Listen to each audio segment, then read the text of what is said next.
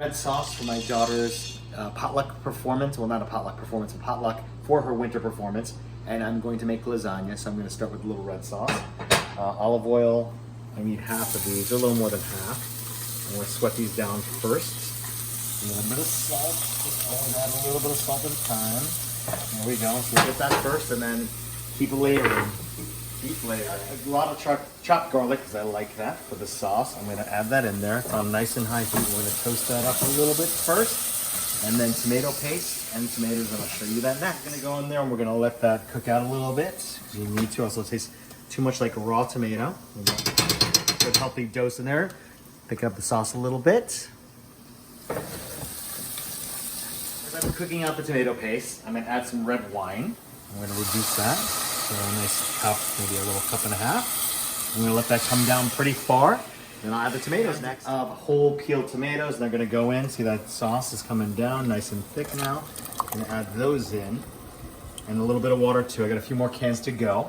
And then I'll put some dry spice in there, and I'll show you how it happens. Tomatoes in there now. Rinse out the cans with some water. Now I'm going to put a little dried spices just to give it a little bit of something, not too much here. A little bit like that. And crush them up nice and good. Let them go in there. Gonna mix them up, and I'm also gonna crush them up with a whisk as it gets going. And we'll let that cook out. I'm also gonna do ricotta, but I'm also gonna do a bechamel, which is a white sauce. So basically it's butter. And I'll put that down, 8 tablespoons. I'm gonna make a pretty big batch. Then the flour, so you gotta cook this out. So I'm gonna put that in there. This is unsalted butter, so we're gonna have to add salt too, but I'm using a rubber spatula. I'm just gonna cook this out in this pan. You can use a pot too. I'm just using a wider bottomed pan just to show you.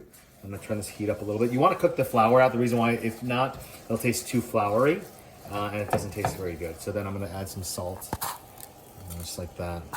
Here we go there. You can add pepper to it, but I'm not going to. You can also traditionally add some nutmeg, but I have a little bit and I have to find some. But right now we're gonna work on this and let that cook out, and then I'll show you the next step. It's called the roux. The flour is cooked out with the butter. It's a little darker than blonde, and then now I'm gonna add the whole milk. And then the trick to this is we're gonna stir that around. I'll take a whisk to it in a second. And what you wanna do is it's gonna thicken up. It looks pretty loose right now, but the trick is it has to come to a boil before you can tell exactly how thick it's gonna be. I made that mistake early on. I'm like, oh, it's not setting, but it needs to come to a boil. So we're gonna loosen that up.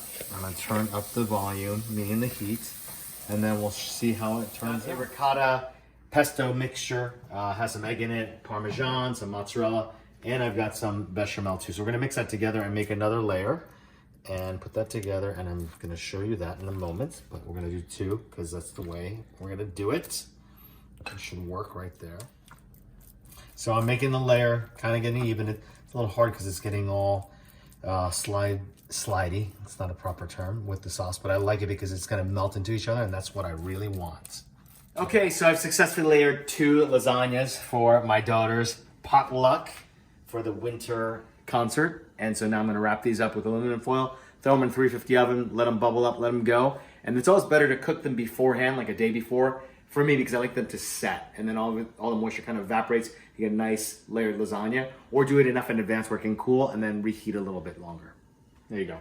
So this is the round 1, baking it the night before. It needs to set, which always helps lasagna. And then tomorrow we'll bake it one more time. Also too with the foil off so the cheese gets nice and brown. But that's settling up nicely, and that should do it for tonight. Put in the fridge, and tomorrow it'll have to heat back up.